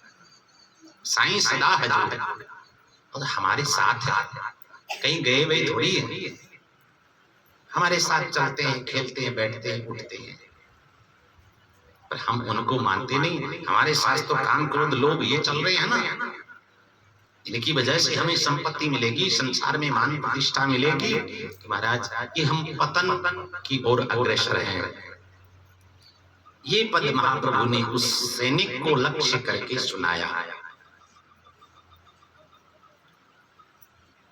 भावार्थ बताने लगे इस पद में जो आया कि देखो भाई, ये शरीर जो है ये क्षण भंगुर है, बहुत छोटे काल के लिए मिला है, भगवान ने भजन करने के लिए दिया। अब इसको चाहे तुम मटर गश्ती में लगाओ, मनमोजी करने में लगाओ, और चाहे भजन में लगाओ, साथ तो भगवान का नाम जाएगा। बताया। अब वो जो कह रहा था उठ करके हम ब्राह्मण के बेटा हैं और शाही सेना में सैनिक हैं, उसने क्या किया? महाराज दंडवत करता हूं, प्रणाम करता हूं। आपने जो पद सुनाया बात मेरी समझ में आई थोड़ी थोड़ी कि जीवन वास्तव में भगवत भजन के लिए है। हम लोग मूर्ख हैं, समझ नहीं आता हमें, लेकिन अब आप कृपा करके बताइए कि सब लोग भगवान का भजन करके और भगवान को प्राप्त कर सकते हैं, चाहे वो कोई भी हो, कैसे भी हो। अरे महाराज क्या बात करते हो? लोग कहते हैं कि एक हाथ की पांचों आंगली इकसार कोनी हुए, हाँ कोनी हुए। एक बाप का चार बेटा इकसार कोनी हुए, कोई लखपति रह जाए, कोई करोड़पति रह जाए, कोई सपारोड़पति रह जाए।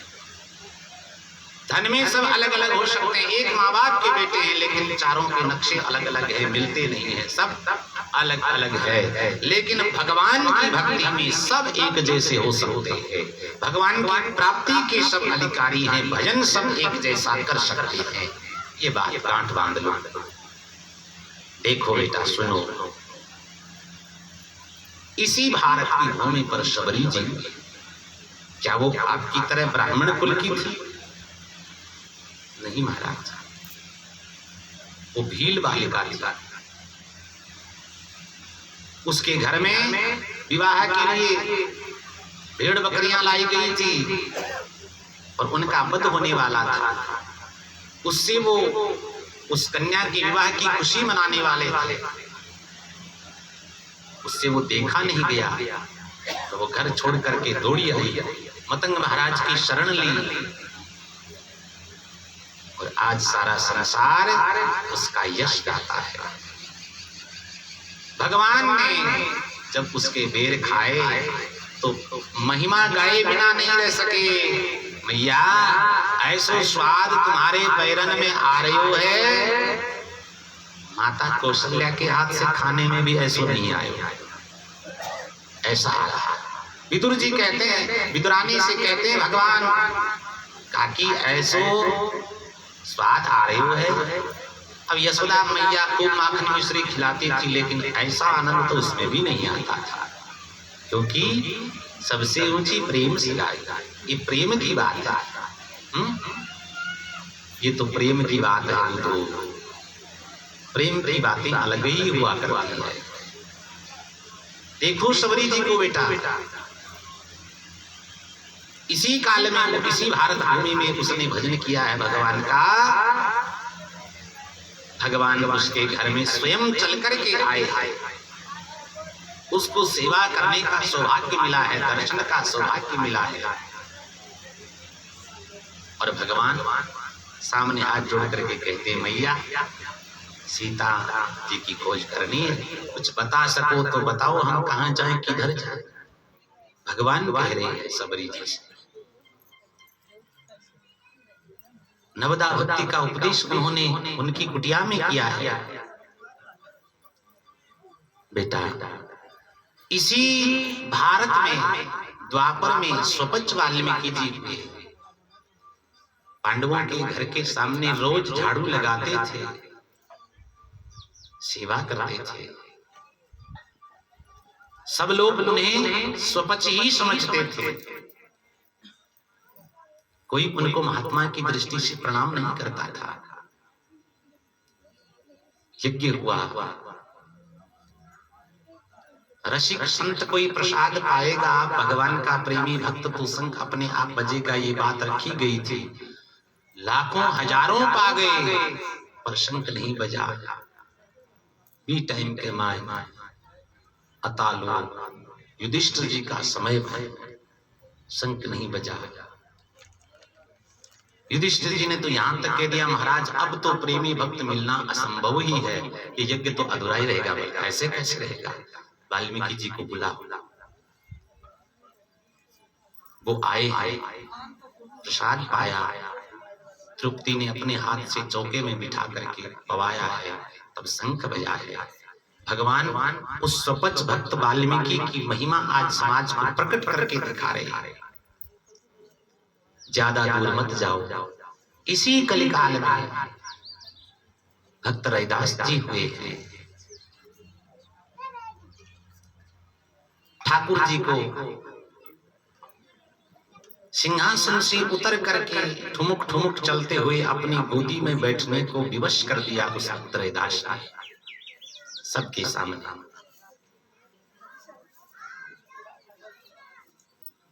बहुत भक्त लोग संत लोग ऐसे भये हैं जिन्होंने भगवान को अपने वश में करके रखा है। तो जाति पाति रूप पद प्रतिष्ठा यौवन ये कोई मायने नहीं रखते हैं। कोई धन संपत्ति नहीं चाहिए, कोई रूप यौवन नहीं चाहिए, कोई पद प्रतिष्ठा नहीं चाहिए, कोई ऊंची जाति नहीं चाहिए। ऊंचो कुल के ही काम को जहां न हरि को नाम। वो कुल ऊंचा है तो है, करे क्या उसका? जिस ऊंचे कुल में भगवत संकीर्तन होता नहीं, ठाकुर सेवा नहीं होती, भोग नहीं लगता, कोई राम राम करता ही नहीं, होगा ऊंचे कुल का? वो तो निम्न से भी निम्न है, जिसमें भगवत भजन होता नहीं। और वो सबसे श्रेष्ठ है जिस घर में भगवान को भोग लगता है, ठाकुर सेवा होती है, सुबह शाम स्तुति होती है, कीर्तन होता है, भगवान की चर्चा होती है, समय समय पर ठाकुर के उत्सव होते हैं। वहां देखो, वहां कलयुग नहीं होता है, वो सतयुग में होते हैं। और कितने भी भक्त ऐसे हो गए हैं जिनका आज सारा संसार यश गाता है। अगर मीरा जी राणा की बात मान करके राज्य में रहती, महल में रहती, ऐश्वर्य भोगती, तो क्या हम उनकी महिमा गाते? कर्माबाई जी भगवान को ऐसे प्रेम से खिचड़ी भोग मान मर्यादा को तिलांजलि दे करके प्रेम के वसीभूत होकर के न बनाती न पवाती, तो हम उनकी महिमा गाते। करमेती बाई जी जो अपने सीकर के खंडेला की रही ब्राह्मण कुल में, वो अगर भाग करके वृंदावन नहीं जाती, भजन न करती, तो क्या हम उनकी महिमा गाते? 3 दिन तक ऊंट के खोल में फंसी रही करमेती बाई, मरे हुए ऊंट की हड्डियों का ढांचा उसमें, क्योंकि पीछे सैनिक लगे थे ढूंढ कर लाने के लिए,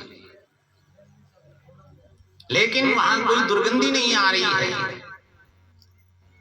भगवान ने ऐसी व्यवस्था करी है। वृंदावन पहुंची, ब्रह्म कुंड के ऊपर स्थान लगाया। बेटा ये इसी काल के वक्त हुए, महाप्रभु समझावे। सारा संसार इसीलिए उनका यश गा रहा है। भगवान तो सीधी सीधी बात कहते हैं, कह रघुपति सुन भामिनी बाता मानव एक भक्ति करनाता। सबरी से कह रघुपति सुन भामिनी बाता मानव एक भक्ति करनाता। एक भक्ति का संबंध में स्वीकार करता, बाकी कोई संबंध स्वीकार्य नहीं है। भगवान दास जी को ये समझाए। सैनिक ने क्या किया, अपने कमीज के बटन खोले। जो वर्दी थी सैनिक की, जो लगे थे वो क्या बोलते हैं फीत फात, वहीं खोल करके फेंक दिए महाप्रभु के सामने। महाराज, अब हम इस विदेशी बादशाह के सैनिक नहीं हैं, हम उस ठाकुर की सेना में शामिल होना चाहते हैं जिसकी सेना रावण की लंका पर आक्रमण करती है। तो बड़े बड़े बलशाली योद्धा कंपायमान होकर के उन बंदर भालुओं से भी डर जाते हैं। क्यों? अरे भाई, उन बंदरों के पीछे कोई दिल्ली का बादशाह जैसा राजा थोड़ी था। के दास ग्राम धनी चाहिए पूठी, सिर समरत को हाथ बांधरा लंका लूटी। पीछे राम जी नहीं उतार देना बांध रहे कई औकात को लंका लूट ले। पर धनी मजबूत है, बांके बल पर संपूर्ण लंका को रूंध डाला। और ठाकुर जी देखो अपने सैनिक कैसे बनाए, बंदर भालू रीछ सबको अपनाते हैं भगवान को। वो ये नहीं सोचते हैं कि ये बंदर भालू है, कैसे पूजा करेंगे, कैसे सेवा करेंगे, परिक्रमा करेंगे, भोग लगाएंगे, कैसे भजन करेंगे। नहीं, सब उनके अपने हैं। निषाद राज जी प्रभु का समाचार सुनते हैं, दौड़े दौड़े जाते हैं, तुरंत कहते हैं महाराज जंगल में आपने चलो, घर में आराम से सब सुविधाएं हैं, वहां आराम करो। मिलते ही कह दिया ना घर चलो। रावण के मरने के बाद विभीषण कह रहे हैं महाराज अब तिलक तो आप ही करिए, लक्ष्मण जी को क्यों भेज रहे आपके हाथ से। तो यहाँ वो काम होने के बाद कह रहे हैं, और सुग्रीव जी ने तो कहा ही नहीं। बालिका वध हो गया और सब उनको भी राजपाट मिलेगा, उनके मुंह से निकला नहीं चलो। लेकिन सब उनके अपने। भगवान ये बात नहीं देखते ओकियों को निजनाई के जमा करनी ये है वो है, ये भेद उनके नहीं है।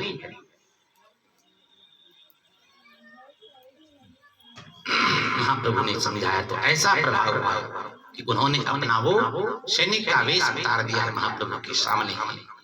महाप्रभु कहने लगे बेटा देख, अब तुझे ऐसे बादशाह की सेना में भर्ती करता हूं जिसका प्रभाव चारों कालों में, चारों युगों में, तीनों कालों में सदा सर्वदा सनातन है, शाश्वत है। उसकी जब तुम सैनिक बन जाओगे तब तुम्हारी ये वर्दी उतरेगी नहीं। तुम्हें कोई निश्चित मानदेय के ऊपर गुजारा नहीं करना है कि अब 8 घंटे की ड्यूटी पूरी हो गई, घर चले गए, वर्दी उतार दीजिए, वो दूसरा काम नहीं। ऐसा तुम्हें प्रेमामृत में नामामृत में चखा देंगे, दिन रात उसके नशे में तुम उस परमात्मा की चाकरी बजाया करो। नाम तुम्हारी नानका चढ़े रहे दिन रात, ये नशा फिर नहीं उतरेगा। ये जो काम क्रोध लोभ मोह के शस्त्र तुमने बांध रखे हैं, इनको हम झट से तोड़ फेंकेंगे और क्या लग जाएंगे तुम्हारे साथ में? सेवा, निष्ठा, श्रद्धा, भावना, परोपकार, आचरण, भक्ति, ये सब तुम्हारे साथ चलेंगे। तुम्हें कोई खतरा नहीं होगा। एक ही क्षण में उनको ज्ञान हो गया, चल अब तू बादशाह का सिपाही तो रहा नहीं, भगवान का सिपाही हो गया। सामने बैठाया, गले में कंठी बांधी है, मस्तक पर तिलक लगाया है, कान में मंत्र दिया है, दंडवत करने के बाद में कहा आज से तुम भगवान दास भगवान के सैनिक हो गए हो, उनकी सेना में शामिल हो गए हो। और वो जब किसी को अपना दास बनाते हैं ना, तो संसार की नजर में भले ही वो रंग है, लेकिन महाराज ठाकुर जी उसको बड़े से बड़ा राजा बना देते हैं। विभीषण जी महाराज रावण की लात खा करके आए ठाकुर जी की शरण में, तो आते ही राम जी ने तिलक किया और क्या कह करके संबोधित किया, लंकेश। अभी तो रावण जिंदा है, विभीषण लंकेश कहां से हो गए, लेकिन उनको पूरा आत्मविश्वास है कि इनको लंकेश बनाएंगे, राजा बनाएंगे। फिर समझ में आता है, अरे भगवान का भजन राजा बनने के लिए, लंका का अधिपति बनने के लिए थोड़े किया। अंधाधुंध सरकार है, तुलसी भजो निशंक, खीजे दीनों अमर पद, रीझे दीनों लंक। रावण पर खींचा जब बिन तो दियो अमर पद, विभीषण पर राजीव याजना बिन बांकड़े जिक्र वो राजपाट थे। अंधाधुंध सरकार है, वास्तव अंधाधुंध सरकार है, तुलसी भजो निशंक, फिर भी निशंक है करके भजन करो, क्योंकि वो राजपाट कोई बाधा नहीं पहुंचाएंगे। जैसे जनक जी महाराज देह में रहते हुए भी देह हैं, उनको कोई शुद्धि नहीं है कि हमें ये करना है वो करना है, राजपाट संभालना है, ऐसे वो राज्य में रहेंगे। तो तुम भगवान के सैनिक हो गए, और भगवान अपनी शरण में आने वाले जीव को रंक होने पर भी ऐसा पूज्य बना देते हैं। सूर सूर तुलसी शशि, सूरदास जी महाराज जन्मांध हैं, दोनों आंखें नहीं हैं, लेकिन क्या कहा गया है उनको, सूर सूर मानी सूरदास जी सूर्य है, आंख तो एक नहीं। ठाकुर जी ने उनको सूर सूर बना दिया है, इसलिए उनकी अंग प्रत्यंग को एक एक को देख करके वे रोज अपनी कविता में वर्णन कर देते हैं ठाकुर जी का श्रृंगार। सूर्य हम सबको दृष्टि देता है,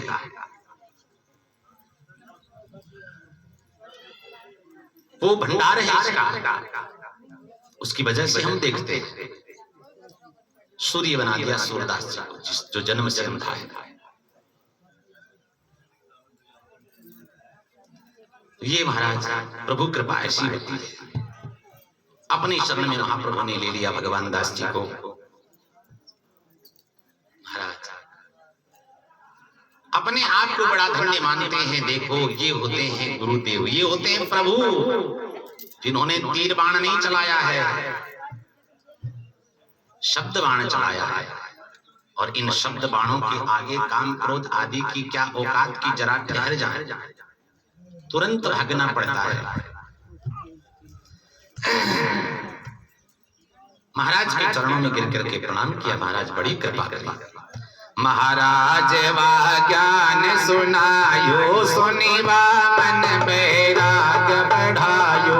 महाराज वा ज्ञान सुनायो, सुनिवा मन बैराग बढ़ायो। शस्त्र खोली जो दूर बगाई, महाराज के पढ़ कर पाए। शस्त्र खोले जो दूर बगाए, महाराज के पढ़ कर पाए। साधु भेष सतगुरु मोहि दीजे, बहुविधि वेग अनुग्रह दीजे। साधु भेष मोहि सतगुरु दीजे, बहुविधि वेग अनुग्रह कीजे। भक्त राज जब हुए दयाला, साधु भेष दीनों तत्काला। भक्त राज जब हुए दयाला, साधु भेष दीनों तत्काला। भगवान दास नाम धर दीनों, ज्ञान ध्यान में पूर्ण कीनो। भगवान दास नाम धर दीनों, ज्ञान ध्यान में पूर्ण कीनो। चरणों में पढ़ करके गुरुदेव के हो गए, साधु वेश दे दिया है, भगवान दास बन गए। अब महाराज संसार की सेवा के लायक तो रहे ही नहीं, बादशाह की सेवा के लायक तो रहे ही नहीं। न कोई खबर पहुंचाई कि हम त्याग पत्र दे रहे हैं आपकी सेना से, वहीं के रह गए।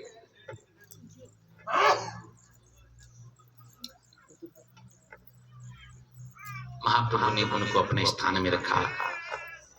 देखो, तुम्हें कोई डर नहीं कि पीछे कोई सेना आएगी, कि तुम सेना से भागी आए। कायर कायर तो वो होते हैं जो कुटुंब जाल से निकल ही नहीं सकते, नौकरी छोड़ नहीं सकते हैं, खेती पाती में दुकान धंधे में ऐसे फंस जाते हैं कि महाराज 7 दिन में 1 आध दिन का भी समय नहीं निकाल पाते। कायर तो वो है। अपने आप को कायर मत समझ लेना, क्योंकि अब तुम ठाकुर जी की सेना के सिपाही हो। वो जो परमात्मा है वो सब हम सब का बादशाह है। उसकी हाजिरी बजाने से, उसी की चाकरी करने से कल्याण होगा। उसके चरणों को तुम अपना संबल मान लो, आधार मान लो, और दिन रात उसके चरणार विंद का ध्यान करो। तो किसी संसार के राजा बादशाह की औकात नहीं कि तुम्हें सपने में भी दिख सके। ठाकुर जी के चरणों को आधार मान करके उनका भजन करो। मेरे तो आधार राधे श्याम के चरणार विंद, मेरे तो आधार राधे श्याम के चरणार विंद, राधा के चरणार विंद, श्यामा के चरणार विंद, राधा के चरणार विंद, श्यामा के चरणार विंद, राधा के चरणार विंद, श्यामा के चरणार विंद, राधा के चरणार विंद, श्यामा के चरणार विंद।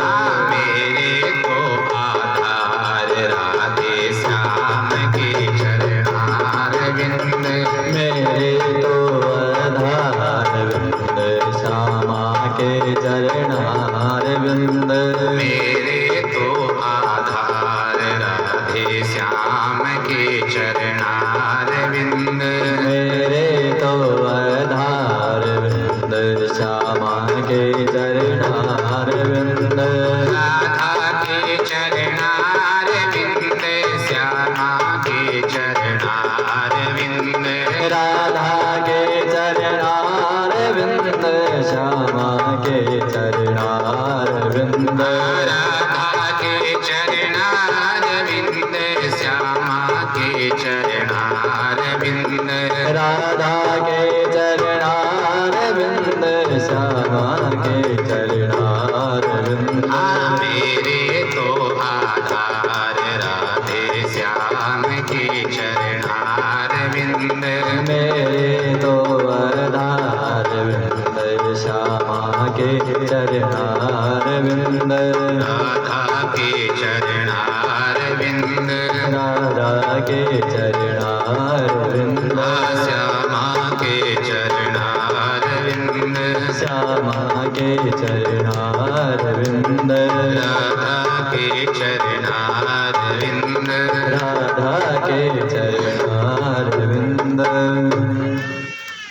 देखो, अब कोई बादशाह तुम्हारे पीछे नहीं लगेगा, न किसी को खबर करनी भाई कल से हम ड्यूटी पर नहीं आएंगे। अब तुम भगवान की सेना में भर्ती हो गए हो, तो बस उनकी हाजिरी बजाओ, उनकी चाकरी करो। भगवान दास जी महाराज के मन में ये बात अच्छी तरह बैठ गई। गुरुदेव के स्थान में रह करके भजन की विधि सीखी है, योग को सिद्ध किया है। फिर गुरु जी की आज्ञा लेकर के दोआब क्षेत्र में, जो गंगा यमुना का प्रवाह क्षेत्र है उसको दोआब कहते हैं, दोआब क्षेत्र में रामत करने के लिए आ गए हैं। यहाँ उन्होंने अपने उपदेशों का खूब प्रचार किया। फिर मूल रूप से जो अपना स्थान बनाया वो मुजफ्फरनगर के पास में शिलशिली गांव पड़ता है, यहाँ पर उन्होंने अपना स्थान बनाया। बालूगंज जो आगरा में पड़ता है, यहाँ पर भी इनका स्थान रहा और इनकी परंपरा के साधु रहे। इनके भजन से और लोगों को भजन के प्रति जागृत करने के तरीके से महाप्रभु बहुत प्रभावित हुए। तो स्वयं उनकी इच्छा हुई कि मैं भी चल करके मेरे शिष्य भगवान दास का स्थान देखूं। तो वे भी वहां गए। कियो जो 3 स्थान गांव सिलसिले के निकट, चरण दास सुखदान एक बार बार स्थल गए। महाप्रभु स्वयं गए उनके स्थान पर, कह करके आए कि भैया साधु को 2 ही काम होया करे, भजन करो भजन कराओ, निष्काम भाव से लोगों को भजन में लगाओ, बदले में कुछ चाहो मत, नहीं तो अपना पतन हो जाएगा। हरि के भजन में लोगों को लगाया है, केवल भक्ति का उपदेश करते हैं। भगवान को केवल भक्ति प्रिय है। भगवान से संबंध जोड़ना है तो एक भक्ति बहुत है, प्रेम से भक्ति करनी। महाराज मशीन को चलाओगे चल जाएगी, बिना धागे की भी चलती है, लेकिन वो सिलती नहीं है, 2 को 1 नहीं करती है। अब उसमें धागा पिरो दिया जाए फिर चलाओ तो 2 को 1 कर देती है, कपड़ा सिल जाता है। तो ऐसे ये जीवन जो है, ये बिना भजन के भी जी तो लेंगे हम, लेकिन वो जीना क्या जीना है, दोनों एक तो हुए नहीं, जीवात्मा परमात्मा। ठाकुर जी से संबंध तो बना नहीं, तो उसको घुमाओ और चलता तो रहेगा खड़ खड़ खड़ खड़ खड़ खड़, लेकिन वो भक्ति वालों डोरो पोया मिया ठाकुर जी जुड़ाव को हुए ई वास्ते है। भक्ति का धागा, भक्तमाल में 4 चीजें पड़ी थी ना, भक्त भक्ति भगवंत गुरु। तो माला में क्या होता है, मणि होते हैं। अब ये 108 मणि जितने भी हो, ये धागा न हो तो सब एक कैसे हो सके, ये धागा भक्ति है। मणिये जो सभी हैं ये भक्त हैं, जिन्होंने रामकृष्ण को प्राप्त कर लिया वो भक्त है। ये जो धागा है जिससे माला बनी है, ये धागा ही भक्ति है। भक्ति सबको जोड़ती है।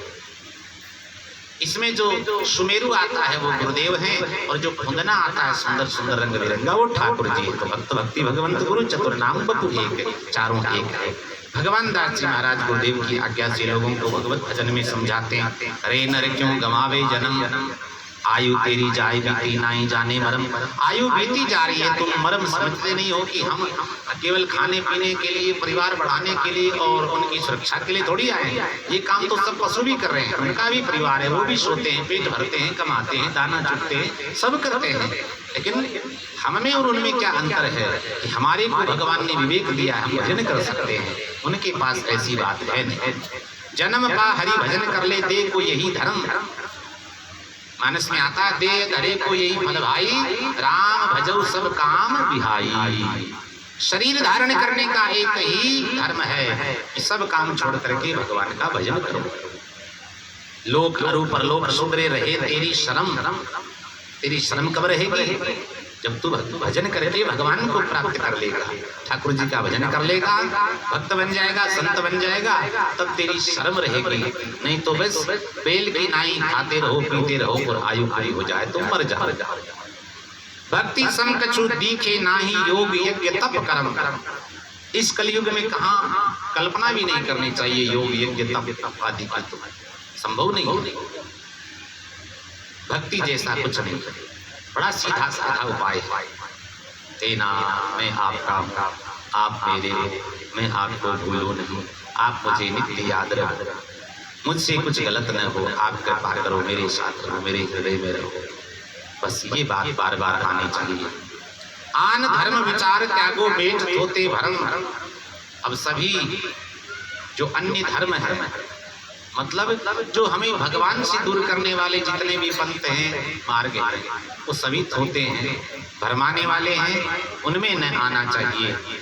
चरण दास सत्संग मिलके आव हरि की शरण, राम सुखदाई सुमिरन कर ले, वही तारण तरन, भगवान ही तारण तरन है, वही सुखदाई है, उसी का स्मरण कर ले, उसका भजन कर ले, तो तेरा संसार से आवागमन छूट जाएगा।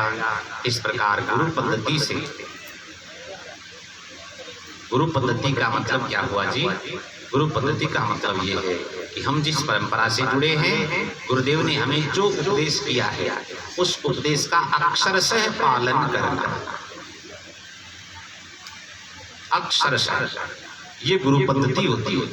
गुरु धारण कर लेना, बना लेना अलग बात है, पर गुरु पद्धति पर एकाध लोगों से ही रहा जा सकता है। रहते नहीं है। घंटी बंधवाई, तिलक ले आए, नाम ले आए और उसके पीछे वही सब किए जा रहे। गुरु जी बोले थे लहसुन प्याज मत खाइयो, माला जपियो, खूब सेवा करियो ठाकुर जी की। हाँ महाराज। फिर पूछते हैं भजन करते हो? हाँ महाराज। क्या पाठ करते हो? यहाँ तो ठाकुर ने करा क्या करते हैं वो जो जाने अपनी। अक्सर से पीछे हम बात कर रहे थे ना कि भक्ति के श्रृंगार में उपटन क्या है? श्रद्धा है। श्रद्धा किसको कहते हैं? वेद गुरु वाक्येषु श्रद्धा। शास्त्र और गुरु जी के प्रत्येक वचन का श्रद्धा से पालन किया जाए, ये श्रद्धा। यही सबसे बड़ी सेवा है। चरण दबा दिए, वस्त्र धो दिए, प्रसाद पवा दिया, पंखा कर दिया, कुछ भेंट दक्षिणा होगी, ये तो सेवा अलग है, घर की सेवा है। गुरु जी ने कहा था भजन करियो डट करके, दिन रात डट करके किए भय, तो ये बड़ी सेवा है। गुरु पद्धति पे रहना बहुत जरूरी होता है, नहीं तो निस्तारण नहीं हो सकता हमारा। अब अपनी मर्जी से ही चल रहे हैं तो फिर क्या जरूरत थी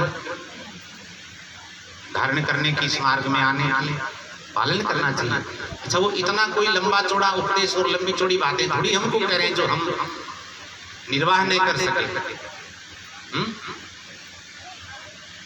कई लोग महाराज हम तो कंठी से डरते हैं, बातें ही चलाते कि हम डरते हैं, हमसे नियम तो रहता नहीं। भाई क्या नियम रखना है? क्या नियम रखना है ऐसा विशेष कि नियम नहीं रहता? नहीं, पाप ज्यादा जो अपराध ला गया, दोष ला गया, ठीक है, ऐसे अपराध से बचे रहो तो भी ठीक है। कौन सा विशेष नियम? अरे भाई ये तो कंठी हो चाहे न हो, सबके लिए अनुकरणीय है कि किसी को हम सताए नहीं, हिंसा न करे, झूठ न बोले, आचरण शुद्ध हो, सब बातें ये तो प्राणी मात्र के लिए जरूरी है। कौन अलग नियम रखना है? वो कह रहे हैं कि रात को 12 बजे उठना है ना, एक टांग से खड़े रहना, ये करना, योग करना, फलान करना, ऐसा थोड़ी कह रहे हैं। वो कह रहे हैं खूब भगवान का भजन करना। तो कल काल में आप बैठे हो, अब करो राम राम रचना से उच्चारण करो, बैठे रहो, कथा सुनो, भजन करो, पाठ करो, सब सुविधाएं हैं। ये गुरु पद्धति है। इस पर चलकर के बहुत से जीवों का आपने उद्धार करवाया।